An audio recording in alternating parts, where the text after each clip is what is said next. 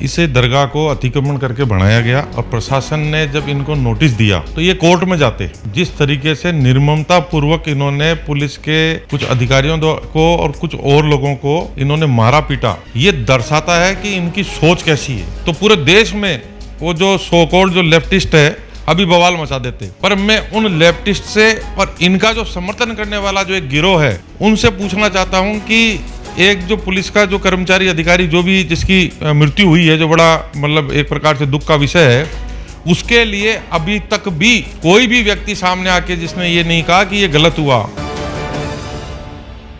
गुजरात के जूनागढ़ के हालात सामान्य नहीं है। साफ शब्दों में यूँ कहे तो एक दरगाह को लेकर बवाल मच गया है।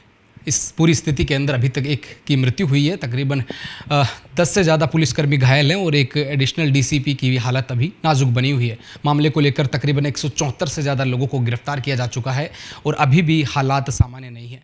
हालांकि दरगाह को हटाने के लिए नोटिस चस्पा किया गया था, जिसके बाद अल्पसंख्यक समाज के लोगों द्वारा विरोध किया गया। इसको लेकर लगातार नारेबाजी और प्रदर्शन किया गया, लेकिन हालात बिगड़ते गए और हालात इतने बढ़ गए कि हाथ में पत्थरबाजी तक शुरू हो गई, जिसमें तकरीबन अभी तक जो करंट अपडेट के हिसाब से 10 से ज़्यादा पुलिस वालों के चोट आई है और उनकी भी हालत स्थिति ठीक नहीं है। एक की व्यक्ति की अभी इसमें मौत हुई है।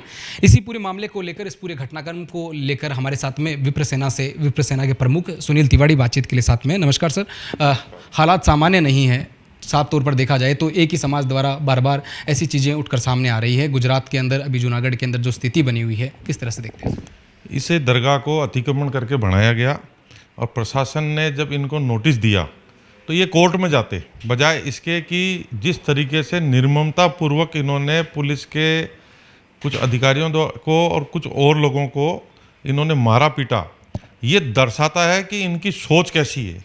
ये लोग, आप चाहे कितना इनको घी पिला लो और कितना इनको समझा लो, अगर ये प्रशासन उल्टा हो जाता, अगर प्रशासन ने एक गोली चला देता और उधर से अगर एक दो मर जाते तो पूरे देश में वो जो सो कॉल्ड जो लेफ्टिस्ट है अभी बवाल मचा देते।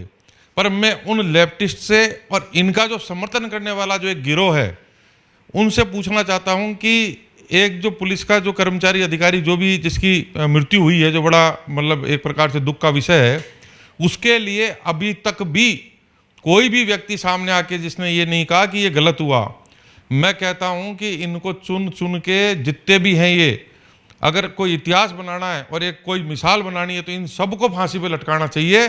और एक मिसाल बनेगी, पत्थर उठाने से पहले ये 1000 बार सोचेंगे कि इस पत्थर से किसी का बाप मर जाता है, किसी का भाई मर जाता है, किसी का घर उजड़ जाता है।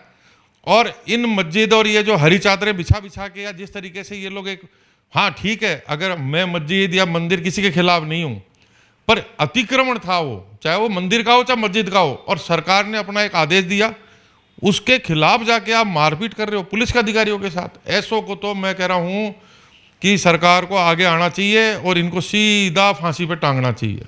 कोई नियम नहीं, कोई कानून कायदा नहीं है। इस तरीके से देखा जाए तो अगर इनके लिए कोई नए प्रकार के नियम बना दिए जाए, क्योंकि कानून सबके लिए समान है, हमारा संविधान भी यही कहता है, लेकिन इसके विरुद्ध जाकर नोटिस देने के बावजूद भी उन लोगों ने इस बात का थोड़ा बहुत भी ध्यान नहीं रखा कि इससे स्थिति क्या हो जाएगी।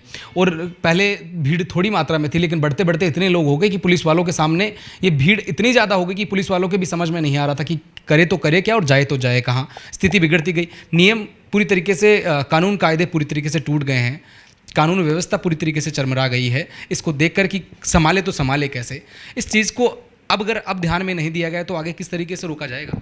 जब तक इस घटना के जो दोषी हैं उनको जब तक कड़ी से कड़ी सज़ा नहीं मिलेगी, तो ये जो कश्मीर से चालू हुआ जो इनका जो सिस्टम है, जो गाँव गलियों तक ये फैलाना चाहते हैं, वैसे तो ये विफल है।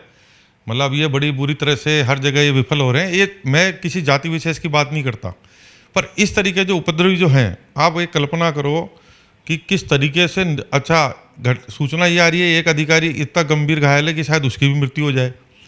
आप इसकी कल्पना करो कि अगर ऐसे इस देश में इस तरीके के अगर वीडियो सामने आएंगे तो क्या मैसेज जा रहा है पूरी दुनिया में। और ये पूरी दुनिया में चिल्लाते हैं कि हमारे साथ अत्याचार हो रहा है, हमारे साथ इस सरकार में ये हो रहा है वो हो रहा है। अरे मैं कह रहा हूँ, तुमने क्या मिसाल कायम करी। बात हिंदू मुसलमान की नहीं है, बात इन मतलब इनके जो कहा जाता है कि साहब हमारे को आतंकवादियों से तुलना करी जाती है। अब इससे अब किस चीज़ से तुलना नहीं करें। आपने किसी एक पुलिस अधिकारी की हत्या ही कर दी 10 बिस्तर पे पड़े हैं, एक मरने की कगार पे खड़ा है। वो मेरा तो सबसे बड़ा विरोध इन लोगों से ज़्यादा तो विरोध उन लोगों से है जो रवीश कुमार जैसे जो हैं। रवीश कुमार जैसे अभी तक मुंह निकाल के बाहर क्यों नहीं आए? बिहार का पुलिया गिरेगा तो वो नहीं बोलेगा, ट्रेन एक्सीडेंट में जरूर वो खुल के सामने आएगा कि साहब वो अश्विनी कुमार को इस्तीफा दे देना चाहिए। अरे अब इसमें रवीश कुमार कहाँ मर गए? रवीश कुमार जैसे जो शॉर्टकॉल जो जर्नलिज्म करते हैं एक पार्टी के एजेंट बन के, उन जैसे लोग कहाँ चले गए?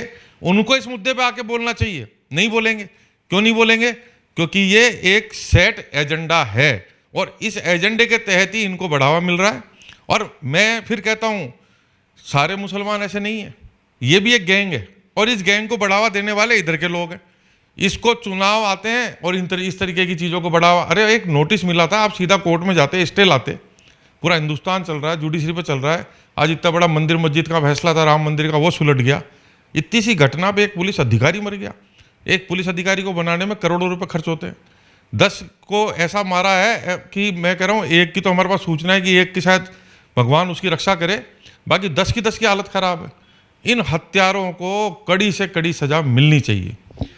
लगातार ऐसे मामले सामने आ रहे हैं। इसके अलावा जैसे दरगाह का ये मामला है, 360 साल पुराना जो गेट था, लेकिन उसके बाद भी ये दरगाह कब बनी इसको अभी तक इसका मुख्य रूप से अभी कोई ऐसा बयान भी नहीं है और ना कोई ऐसे दस्तावेज आए हैं।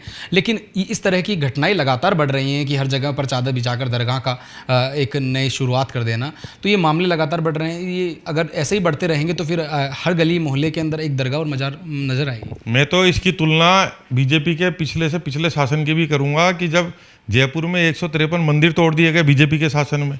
अब ये किसकी इंतजार कर रहे हैं? तोड़ दे उसको, काय का नोटिस? अगर वो अतिक्रमणी था और ये जैसे कहीं पे भी किसी ने हरा चादर लगा दिया, किसी ने कोई चादर लगा दिया और वो बन गया, अरे ये क्या है? आप तो इस तरीके से मतलब आप बढ़ाते चलो, अतिक्रमण करते चलो और सरकार विरोध। सरकार अगर आपको कानूनी रूप से नोटिस दे, आप मार दो। तो अगर ये चलता रहा तो मैं तो कह रहा हूँ फिर थाने कानून हटा दिया जाए, कोर्ट हटा दिया जाए, इन्हीं के हाथ में दे दे। पत्थर से ही अगर फैसला होना है तो फिर पत्थर से फैसला करना और भी लोगों को आता है। तो इसलिए संवेदनशील सरकार है वहाँ पे। आपकी पार्टी की यहाँ पे जब सरकार थी राजस्थान में तो कई मंदिर तोड़े गए भाई। कोई मेट्रो में आ रहा था, कोई कहीं आ रहा था, तोड़े, उसका विरोध हुआ, कईयों को वापस बनाया भी। इनके साथ इतनी मतलब आत्मीयता, दोनों ही पार्टियां, मैं नहीं कह रहा हूँ कांग्रेस बीजेपी, दोनों ही पार्टियां इतनी आत्मीयता क्यों बरतती है? क्यों डरती है इनसे? ऐसा क्या है? नहीं डरना चाहिए, फैसले लेने चाहिए, गलत चाहे मंदिर का हो चाहे मस्जिद का हो। अगर अतिक्रमण है तो अतिक्रमण उसको तोड़ना चाहिए। यहाँ तक कुछ दिन पहले राजस्थान की अगर बात करें तो एक राजस्थान में भी जो सालासर बालाजी द्वार है उसको भी तोड़ा गया। तो जाहिर सी बात है ऐसे मामले निकल कर तो सामने आते ही हैं, लेकिन आए दिन ऐसे मामले इसके अंदर एक समाज द्वारा ही इस प्रकार की गतिविधियाँ की जाती है। तो ये गतिविधियाँ लगातार बढ़ भी रही है और एक मुख्य समाज द्वारा ही, ना इसके अंदर कोई और समाज के लोग सम्मिलित होते हैं और ना ही इसके अंदर आते हैं। तो ये लगातार बढ़ते हुए मामले हैं। इसके ऊपर अगर अब सरकार ने रोक नहीं लगाई तो विप्र सेना लगातार इसके लिए काम कर रही है। विप्र सेना आगे इस मामले को किस तरह से आगे बढ़ाएगी? मेरा तो अभी भी निवेदन है सरकारों से, हम हर जगह आज 8-10 राज्यों में जहाँ विप्र सेना है, प्रशासन शासन अपना काम करे। ऐसा कहीं नहीं हो जाए कि जनता को बीच में कूदना पड़ जाए। जिस दिन वो जनता को अगर कूदना पड़ गया तो स्थितियाँ हाथ से निकलेगी। अभी भी मैं कह रहा हूँ कि विप्र सेना हो या विप्र सेना जैसे और भी संगठन है देश में, हमारे यहाँ पे जब हम कोरोना में फूड पैकेट बांटते हैं तो जाति देख के नहीं बांटते। वहाँ हिंदू भी होता है, मुसलमान भी होता है, सब होता है। हम मस्जिद में जब मस्जिद आए या मंदिर आए, रास्ते में या कोई चर्च आए, तो कोई भी हिंदू होगा वो झुक के प्रणाम ही करेगा। अगर हिंदू है तो वो कभी भेदभाव नहीं करता। पर ये कौन सा कानून है कि ये जाति को देख के ही पत्थर मारते हैं? मतलब अभी चाकसू में एक रैली थी परशुराम जयंती के दिन, उस दिन भी इनका विरोध था। करौली के दंगे हुए उसमें भी इनका विरोध था। अरे इनको इनके समझ से परे हो रही है, ये घबराए हुए क्यों हैं? ये क्यों डरते हैं? ये बहुत बढ़िया देश है, अच्छे से शांति से आप रह सकते हो, पर इस तरीके से नहीं रह सकते। लेकिन इसके बावजूद भी जो कहा जाता है कि हिंदुस्तान का मुस्लिम समुदाय है वो सुरक्षित नहीं है। अब ये तो ये जो घटना हुई है जूनागढ़ की, इसके बाद तो ये देखना पड़ेगा कि हिंदू कहीं सुरक्षित तो नहीं है। मतलब हिंदू की स्थिति खराब है। ये इनके सोकोल्ड जो है अल्पसंख्यक करते करते इनकी संख्या भी बढ़ा दी, इनके हाथ में पत्थर भी दे दिए, हथियार भी दे दिए, और बेचारा इधर वाला अगर कोई छोटी सी भी कार्रवाई करता है और तुरंत चैनल फैनल ये वो सब आ जाते हैं और उसको घेर घार के अंदर ठूंस देते हैं। अब ये क्या है, केवल मुकदमे दर्ज होंगे, जमानत हो जाएगी, छूट जाएंगे, जैसे जयपुर दंगे में, वो जयपुर ब्लास्ट में सारे आरोपियों को छोड़ दिया, सरकार ने पैरवी नहीं करी, कितने लोग मर गए, कितनी दहशत का माहौल हुआ पूरी दुनिया में, पर एक निकल के नहीं आया कि जयपुर ब्लास्ट में वो आरोपियों को क्यों छोड़ दिया गया। बड़े खुशी खुशी आराम से पेपरों ने छाप दिया, वो छूट गए, वैसे ये भी छूट जाएंगे। मैं तो ये कह रहा हूँ कि ये मतलब लिटरली जिसको अपन कह सकते हैं कि इसको आतंकवाद से इसकी तुलना करनी चाहिए, उससे नीचे कुछ भी नहीं है। तो विप्र सेना के प्रमुख सुनील तिवारी हमारे साथ में थे। तमाम मामले को लेकर गुजरात के अंदर जूनागढ़ के हालात सामान्य नहीं है, लेकिन सरकार पूरी कोशिश कर रही है, प्रशासन अपने पूरे प्रयास कर रहा है कि हालात जल्द से जल्द सामान्य हो और स्थिति को काबू में किया जाए। देखने वाली बात यह भी है कि अब नियम जो कहता है उसके हिसाब से तो दरगाह को हटना चाहिए, लेकिन एक समुदाय द्वारा जिस प्रकार की गतिविधियाँ वहाँ की जाती है, जिसके नियमों के विरुद्ध जाकर उन पुलिस के ऊपर भी पत्थरबाजी की जाती है, जिसके अंदर अभी कुछ पुलिस कर्मचारी और अधिकारी अभी घायल हैं। लेकिन देखना ये होगा कि हालात सामान्य कब होगा, कब समझेंगे लोग कि इस तरह की स्थिति और सरकार के काम में विफलता डालना ठीक नहीं है। मेरे सहयोगी अजय सिंह के साथ मैं दीपक कुमार, नवतेज टीवी, जयपुर। देश और दुनिया की हर बड़ी खबर के लिए सब्सक्राइब करें नवतेज टीवी और पल पल के अपडेट्स के लिए बेल आइकन को दबाना ना भूलें, क्योंकि आपकी खबरों का भरोसेमंद साथी है नवतेज टीवी।